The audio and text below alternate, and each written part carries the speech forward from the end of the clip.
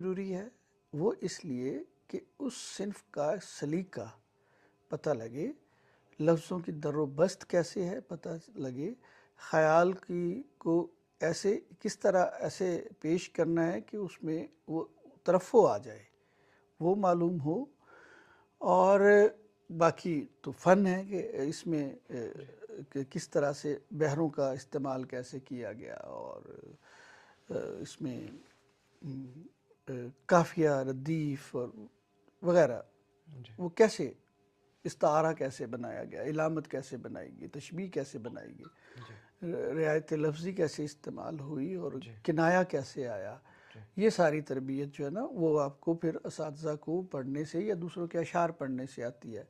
پھر ایک جو بعض طلبہ ہوتے ہیں یا بعض نوجوان ہوتے ہیں، انہیں وہ شعر پڑھتے ہیں لیکن شعر کو اس کی جو بحر ہے جو خاص ہے اس میں نہیں پڑھ سکتے۔ وہ جیسے بیت بازی میں اکثر ہوتے ہیں، وہ زور لگا کر پڑھتے ہیں یا تقریروں میں پڑھتے ہیں تو وہ اور طریقے سے پڑھ جاتے ہیں لیکن وہ خاص ردم نہیں آتا۔ جیسے پتا پتا بوٹا بوٹا، پتا پتا بوٹا بوٹا، حال ہمارا جانے ہے، جانے نہ جانے گل ہی نہ جانے۔ اب یہ اس کی بحر ہے۔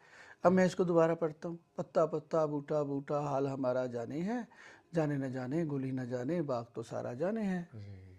جی اب یہ قرت کے دونوں فرق ہو گئے نا۔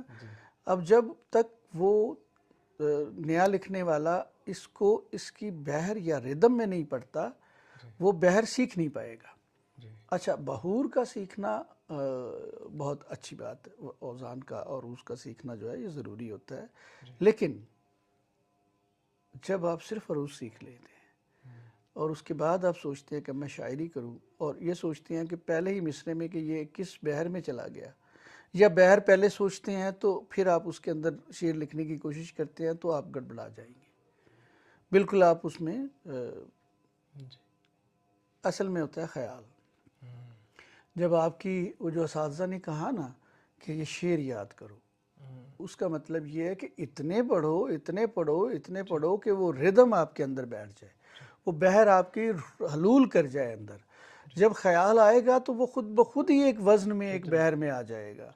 جب آپ دانستہ کوشش کریں گے اس میں بحر میں آنے کی تو پھر آپ اس کو بحر میں لکھ تو لیں گے، لیکن خیال جس کی میں پہلے بات کر رہا تھا اس کا ایک جو ترفع ہے شاعری کا، جو ایلیویٹ کر دیتا ہے اوپر اٹھا کر یا جذبے کو پیش کرتا ہے، تو جذبہ کہیں شدت سے نہیں آ سکتا۔ دیکھیں خیال شدت سے آتا ہے، جذبے کی شدت ہوتی ہے، تو وہ جو شعر ہے وہ